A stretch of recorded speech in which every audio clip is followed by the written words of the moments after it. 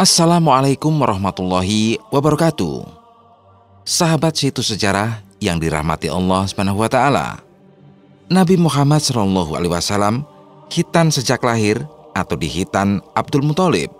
Dalam kitab Maulid ada perbedaan pandangan tentang kondisi khitan Nabi Muhammad SAW. Ada yang menerangkan bahwa kondisi Nabi Muhammad saat lahir sudah berkhitan, dan ada pula yang menerangkan bahwa Nabi Muhammad SAW dihitan oleh kakeknya Abdul Muthalib. Namun perdebatan tersebut mengandung hikmah tersendiri. Demikian menurut Gus Baha dalam sebuah rekaman pengajian beliau yang diunggah oleh channel YouTube NU Channel. Menurut Gus Baha, dalam kitab Barzanji, Syekh Ja'far al-Barzanji sang pengarang menggunakan standar ilmu hadis, sehingga kitab Barzanji memuat khilafiyah atau perbedaan pendapat tertentu tentang biografinya, termasuk kondisi khitan Nabi Muhammad SAW. Adapun kitab Simtud Duror yang dikarang oleh Habib Ali bin Muhammad Al-Habsyi ditulis dalam keadaan isk atau syauk, sehingga meriwayatkan satu pendapat saja bahwa Nabi Muhammad SAW lahir dalam keadaan mahtun atau sudah khitan. Gus Baha menyebutkan malah cenderung suka dengan riwayat Nabi dihitan oleh sang kakek Abdul Muthalib, yakni karena ada unsur kenormalan manusia dalam ikhtiar atau upaya melaksanakan apa yang diperintahkan secara syariat oleh Allah SWT. Misalnya Nabi Muhammad itu sudah dalam keadaan sunat atau khitan sejak lahir, maka itu menjadi karomah dan keistimewaan beliau karena hal tersebut merupakan kuasa Allah. Seandainya pun ketika kecil beliau mengalami prosesi khitan oleh sang kakek, itu juga menambah keistimewaan beliau. Hanya saja, kadang kita sebagai umat muslim cenderung suka dengan hal-hal yang berbau ajaib. Namun dalam pandangan fikih, hal yang ajaib itu belum pasti pantas atau dalam bahasa Gus Baha, belum tentu keren. Apa yang baik jika dilihat dari sisi keramatnya, belum tentu baik dari pandangan fikih. Kiai asal Rembang ini mencontohkan, seandainya ada seseorang yang setelah wafat dimandikan oleh malaikat, dari sisi spiritual tampak luar biasa, tapi dari sisi fikih belum sempurna, karena manusia di sekitarnya tetap dikenai khitab atau perintah untuk memandikannya secara syariat Islam. Menurut Gus Baha, riwayat tersebut memiliki hikmah tersendiri dan justru bagus. Karena jika Nabi Muhammad SAW dihitan oleh sang kakek, maka menunjukkan bahwa Nabi Muhammad sejak kecil diasuh di tengah keluarga yang masih memegang teguh milah atau ajaran syariat Nabi Ibrahim. Sebuah riwayat menyebutkan bahwa Abdul Muthalib ketika Nabi Muhammad SAW akan lahir, beliau bergegas untuk melaksanakan tawaf berkeliling Ka'bah. Sayyidah Aminah mengutus seseorang untuk memanggil Abdul Muthalib yang sedang tawaf di Ka'bah. Tawafnya Abdul Muthalib saat itu tidak ada dasar lain kecuali dari syariat Nabi Ibrahim. Untuk dinisbatkan sebagai ajaran Islam pun tidak mungkin, karena Nabi belum diangkat menjadi Nabi. Quran dan hadis pun tidak mungkin, karena keduanya belum turun ke dunia. Maka dari itu, dua riwayat tentang khitan Nabi Muhammad semuanya bagus. Kalau memang faktanya Nabi Muhammad lahir dalam kondisi berkhitan atas kuasa Allah, ya bagus. Kalau Nabi memang dihitan oleh kakek beliau juga bagus, karena sama-sama mengandung hikmah dan keistimewaan. Hanya saja Gus Baha menambahkan, kadang kita sendiri yang menuruti nafsu dalam mengkaji biografi Nabi Muhammad SAW. Yang suka hal-hal keramat dan ajaib, tetap kukuh meyakini Nabi Muhammad lahir dalam keadaan khitan. Sementara yang suka dengan fikih, ngotot bahwa Nabi Muhammad dihitan oleh Abdul Muthalib. Sama-sama nggak paham saja kok jadi ribut, kata Gus Baha. Mengapa khitan wajib bagi laki-laki muslim? Dalam syariat Islam, khitan diwajibkan bagi setiap laki-laki muslim yang telah mencapai akil balik. Istilah khitan secara bahasa berasal dari kata hatnun, yang berarti memotong. Mengutip dari buku Ensiklopedia Fikih Indonesia, Toharoh karya Ahmad Sarwat, khitan diartikan sebagai tindakan menghitan atau memotong sebagian dari ujung kemaluan laki-laki sebagai bagian dari ritual peribadatan. Khitan sebenarnya telah disyariatkan jauh sebelum Nabi Muhammad SAW diturunkan ke muka bumi. Disebutkan dalam sebuah riwayat, Nabi Ibrahim alaihissalam merupakan salah satu utusan Allah SWT yang diberi syariat atas khitan. Nabi Ibrahim berkhitan ketika berusia 80 tahun menggunakan kapak. Hadis riwayat Bukhari. Hal tersebut kemudian terus dilakukan hingga umat Nabi Muhammad SAW, sebagaimana adanya perintah bagi umat Islam agar mengikuti tata cara ritual Nabi Ibrahim alaihissalam. Allah SWT berfirman dalam Al-Quran Surat An-Nahl ayat 123, "Kemudian kami wahyukan kepadamu Muhammad, ikutilah agama Ibrahim, seorang yang hanif, dan bukanlah dia termasuk orang-orang yang mempersekutukan Tuhan." Sementara itu, perintah berkhitan bagi umat Nabi Muhammad SAW secara khusus disebutkan dalam beberapa nas syar'i.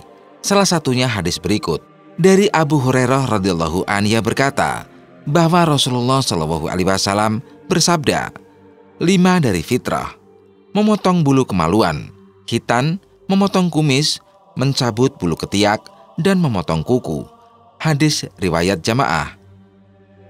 Meski demikian, masih banyak umat Islam yang bertanya-tanya, mengapa khitan wajib bagi laki-laki muslim? Apakah di balik syariat tersebut terkandung tujuan dan manfaat lainnya? Berikut penjelasannya. Alasan khitan wajib bagi laki-laki muslim dijelaskan dalam buku 125 Masalah Toharoh oleh Muhammad Anis Sumaji. Pada dasarnya khitan dilakukan dengan memotong kulit yang menutupi kemaluan laki-laki. Hal tersebut dilakukan sebab berkaitan dengan salah satu syarat sholat, yaitu toharoh atau bersuci dari hadas dan najis. Apabila kulub atau kulit yang menutup pucuk zakar yang terdapat pada kemaluan laki-laki belum dipotong, sangat dimungkinkan sisi air kencing masih terkumpul di balik kulit tersebut sehingga menghalangi kesucian.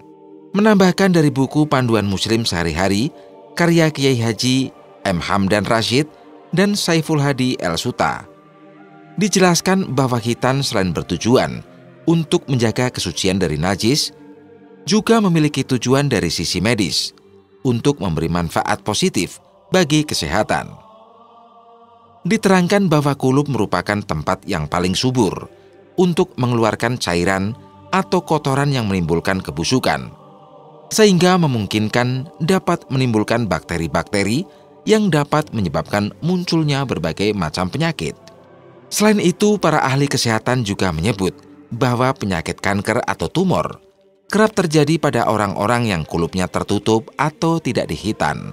Di samping mengandung manfaat bagi kesucian, kebersihan, dan berhias, khitan juga dapat meredam dan menyeimbangkan syahwat yang jika berlebihan akan membuat manusia disamakan dengan hewan. Kapan waktu khitan yang baik? Masih dalam sumber yang sama, para ulama memiliki perbedaan pendapat mengenai waktu yang pantas untuk menghitankan anak. Kalangan mazhab Syafi'i mengenal 2 waktu, yaitu waktu wajib dan waktu istihbab atau sunnah. Waktu wajib dihitan, yaitu segera ketika anak sudah mulai usia balik. Sedangkan waktu yang disunahkan, yaitu dimulai sejak kecil, dan waktu yang paling utama adalah pada hari ke-7. Hal tersebut merujuk pada tindakan Rasulullah SAW yang menghitan kedua cucunya pada hari ke-7 kelahiran. Sebagaimana dikatakan dalam riwayat, sesungguhnya Nabi Muhammad SAW menghitan Hasan dan Husain pada hari ke-7 dari kelahirannya. Hadis riwayat Al-Hakim dan Baihaqi. Apabila tidak dapat dihitan pada hari ke-7, maka dapat dilakukan pada hari ke-40. Jika tidak bisa, maka dihitan sampai usia 7 tahun. Akan tetapi jika sampai dewasa, anak belum juga melakukan khitan, maka anak tersebut memiliki kewajiban untuk menghitankan dirinya sendiri. Sunat merupakan suatu hukum atau peraturan yang sangat penting yang disampaikan dalam Alkitab, khususnya bagian Perjanjian Lama. Keberadaan bangsa Israel dalam Perjanjian Lama identik dengan sunat, bahkan hal tersebut sampai kepada Perjanjian Baru.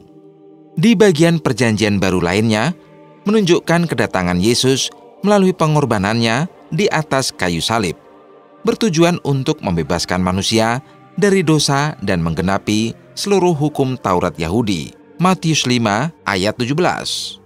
Namun sering dijumpai adanya kebingungan dalam kalangan Kristen perihal sunat.